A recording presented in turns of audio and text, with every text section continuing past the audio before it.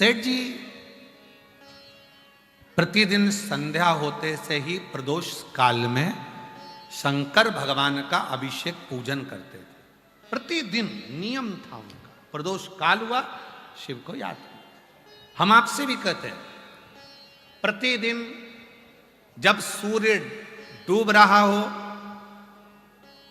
चंद्र उदित हो रहा हो, प्रदोष का जब समय हो, उस प्रदोष काल में आप भी शिव का स्मरण करो। अभिषेक नहीं कर सकते तो स्मरण करो। स्मरण कैसे? बस तुम्हें लग रहा है कि मेरे घर में धन की कमी है, संपदा की कमी है, मेरे घर में वैभव की कमी है, मेरे घर में लक्ष्मी की कमी है, मेरा व्यापार नहीं हो रहा, भगवान मेरे बच्चों की लाइन नहीं बैठ रही, ना विवाह हो रहा, ना उनकी कोई नौकरी लग रही है, तो शाम का समय प्रदोष काल और दरवाजे की ओर जिस समय पर प्रदोष काल में प्रतिदिन मेरे शंकर भगवान माता पार्वती के साथ में नंदी पर बैठकर भ्रमण के लिए निकलते हैं, वो प्रदोष काल के समय पर दरवाजे की ओर मुख कर कर भगवान शंकर के या तो पंचाक्षर मंत्र नमः शिवाय, या षडाक्षर मंत्र ओम नमः शिवाय, या श्री शिवाय नमस्तुभ्यम, बस दरवाजे की ओर देखते हुए 5 बार या 7 बार शिव के नाम का उच्चारण कर कर, हे कुबेर भंडारी, हे कुबेरेश्वर महादेव, आपने लक्ष्मी को भी लक्ष्मी दी है, आपने कुबेर को भी लक्ष्मी दी है, कृपा करो मेरे घर में भी लक्ष्मी और वैभव दीजिए। झोली पसार कर नमः शिवाय श्री शिवाय नमस्तुभ्यम कहकर उस झोली को वापिस अपनी ओर गिराओ। आप लगातार 2 महीना 3 महीना आप प्रदोष काल में शाम के समय भगवान शंकर जब रोज प्रतिदिन पार्वती और शिव जी निकलते हैं भ्रमण पर, उस समय पर आप रोज जब भगवान से निवेदन करोगी तो एक ना एक दिन मेरा भोले बाबा तुम्हारी झोली भर ही देगा।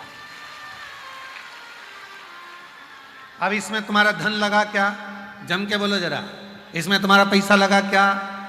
इसके लिए तुम्हें कभी मंदिर जाना पड़ा क्या? इसके लिए तुम्हें कहीं जाना पड़ा क्या? नहीं, इसमें केवल समय का ज्ञात करना है कि शाम का समय प्रदोष काल का जो समय है, उस प्रदोष काल के समय में, और थोड़ा सा आगे पीछे भी हो जाएगा ना तो चलेगा। ये नहीं सोचना कि प्रदोष काल के समय पर मुझे मालूम नहीं पड़ा, ये समय निकल गया, मैं काम में लगी थी, उसमें प्रतिदिन नियम बना। प्रतिदिन श्री शिवाय नमस्तुभ्यम, श्री शिवाय नमस्तुभ्यम, श्री शिवाय नमस्तुभ्यम, श्री शिवाय नमस्तुभ्यम। प्रतिदिन प्रदोष काल में भगवान शिव के नाम का उच्चारण करना प्रारंभ कर दो।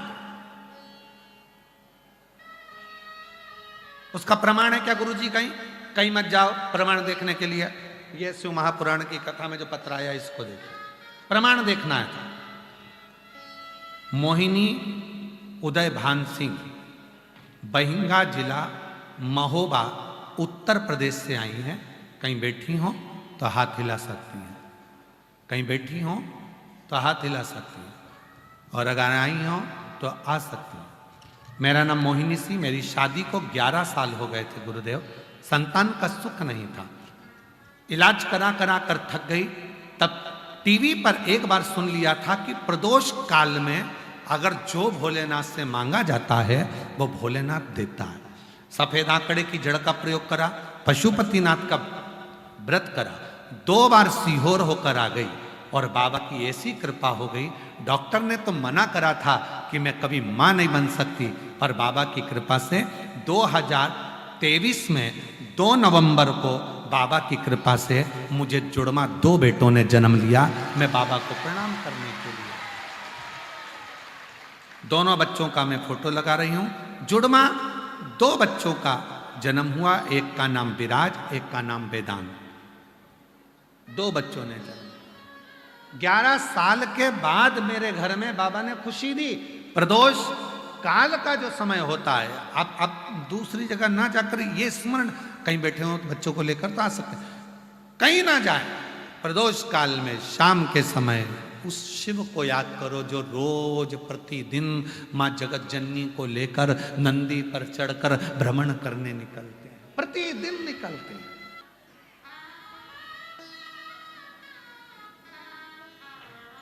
वो तो हमारे पास अभी थोड़ा सा समय मिल नहीं पाता है, इसलिए, नहीं तो एक हमने भी नियम लिया है बाबा जी, एक कथा प्रदोष काल में, प्रदोष काल की जो कथा होती है उसमें ये पंडाल नहीं लगता बाबा जी। प्रदोष काल की कथा में केवल स्टेज लगता है, मंच लगता है और खुले आसमान में बैठकर वो कथा का वाचन होता है। तो कभी योग बनेगा तो एक बार वो कथा का भी स्मरण, प्रदोष काल की कथा हमारी बोली हुई है, वो सबको, पूरे भारतवासी नहीं देश विदेश में उसका स्मरण करेंगे उसका। और वो प्रदोष काल में ही होती है, प्रदोष के काल में उसका स्मरण चालू होता है, प्रदोष काल में, प्रदोष काल में ही प्रारंभ, प्रदोष काल शिव तत्व महाराज। आप मांगो उसको प्रदोष काल में, आप उससे प्रार्थना करो प्रदोष काल में। और यहां तक कहेंगे, यहां तक कहेंगे, जिस नारी की गोद 25 साल शादी के हो गए, 20 साल, जैसे कल एक माता ने लिखा था हमारी 21, एक पत्र हो रहा है, देखिए,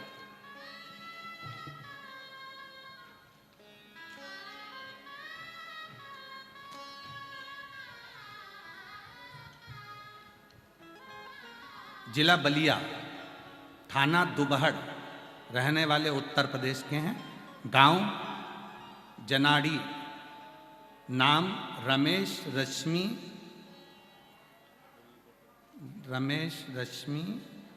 क्या लिखा है, जरा इनको दिखाओ पढ़ेंगे लोग, रमेश रश्मि क्या लिखा है, अपना रमेश रश्मि पत्नी गीता रश्मि, पत्नी लिखा, अच्छा गीता रश्मि। मोबाइल नंबर ये, कहीं बैठे हों तो इधर बैठे हैं, आ जाओ बच्चे को लेकर आ जाइए। गुरुदेव 18 वर्ष तक संतान नहीं हुई, देखिए पत्र में लिखा 18 वर्ष तक संतान का सुख नहीं हुआ, ऐसा कोई डॉक्टर नहीं जिसके पास इलाज ना कराया हो। तब किसी ने कहा कि वो सियोर वाला बाबा कथा कहता है, पंडाल में जाकर बैठ जाओ। 2022 में आपकी कथा कानपुर में चली, तब हम जाकर कथा को श्रवण करें और बाबा से प्रार्थना करें। फिर वापिस हमने दवाइयों का क्रम किया, फिर भी हमें औलाद नहीं हुई, तब हमने छोड़ दिया। फिर वापिस हम कुबरेश्वर धाम गए और बाबा से वहाँ विनय करी, पंडाल में बैठ बाबा से निवेदन करा। बाबा की कृपा से 4/5/2024 को 18 साल के बाद मेरे घर में संतान का सुख। एक लाइन में उन्होंने कहा, प्रदोष काल में आप कहते हो कि अपनी झोली में एक चावल का दाना रखो और प्रदोष काल पूर्ण होने पर शिव को समर्पित करो। आज बाबा की कृपा से उस प्रदोष के महत्व को मैं जानी हूं, उस प्रदोष के महत्व को मैं पहचान नहीं है। 25 साल 30 साल, यहां तक कि हम तो कहेंगे अगर 35-40 साल भी हो गए और संतान का सुख नहीं है, एक प्रदोष काल में चावल का दाना अपनी गोदी में जरूर डाला करो।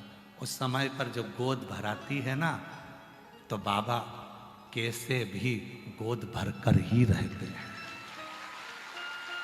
एक प्रदोष काल का चावल का दाना, केवल एक दाना। अब इसमें कोई तुम्हारा धन दौलत संपदा नहीं लगती महाराज, इसमें कोई संपदा तुम्हारी बहुत दौलत नहीं लग रही है। एक चावल का दाना अपनी गोदी में डाल लिया, प्रदोष काल पूरा हुआ, श्री शिवाय नमस्तुभ्यम कहकर घर में जो शंकर का शिवलिंग है उसको समर्पित कर कर बाबा मेरी गोदी भर देना, बाबा संतान का सुख देना, देगा देगा।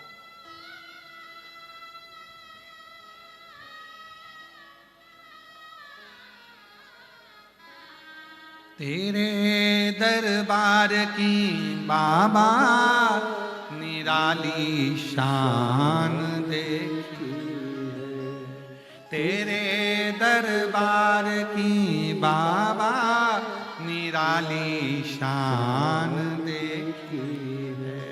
तुझे देते नहीं देखा पर झोली भरी देखी है। तुझे देते नहीं देखा जो देखी, मुख दुनिया मोड़ेगी बाबा तू मुखड़ाना मोड़े, मुख दुनिया मोड़ेगी बाबा तू मुखड़ाना मोड़े, मेरी लगी परी तीनों बाबा तू वेना, कृपा करता है। प्रदोष काल में नहीं है संतान, 21 साल 15 साल 16 साल 12 साल हो गए, कोई बात नहीं, कोई बात नहीं, विश्वास रखना, भरोसा रखना। जब दुनिया को दे सकता है 40 साल की उम्र में भी, 50 साल की उम्र में भी दे सकता है, तो तुझको भी देगा, तेरी भी गोदी भराएगी, तुझे भी देगा, तो चिंता मत कर, देगा जरूर, पीछे नहीं हटेगा देने में, देता है।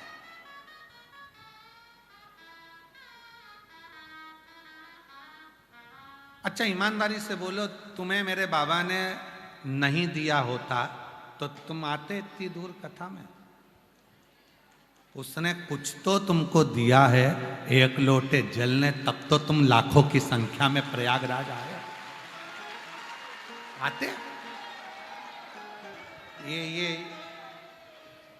देखो जरा, हम तो पढ़ नहीं पा रहे, ये देखिए, देखो कैमरे वाले भैया इसको दिखाना जरा पत्रों को, ठीक है, जरा इनको मालूम तो पड़ना चाहिए कि किसको कितना देता है बाबा।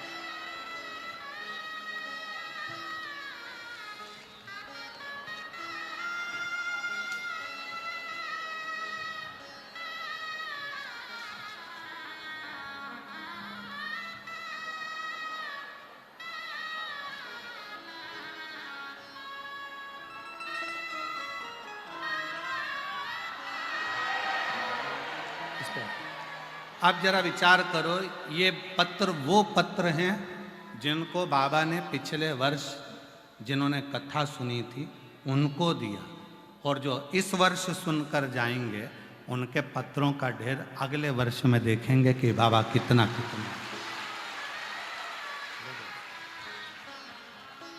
कितना देता है वो, कितना प्रदान करता है वो। ये हजारों हजारों पत्र शायद हम तो आपको देख भी नहीं पाते, और आप भी, कई लोग ऐसे हैं जो हमको नहीं देख पाते, केवल सुनते हैं, बाबा को प्रार्थना करते हैं, श्री शिवाय नमस्तुभ्यम कहते हैं, चले जाते हैं। पर जब बाबा तुम्हारी गोदी में दे देता है, खुशियाँ प्रदान कर देता है, तब मालूम पड़ता है कि बाबा ने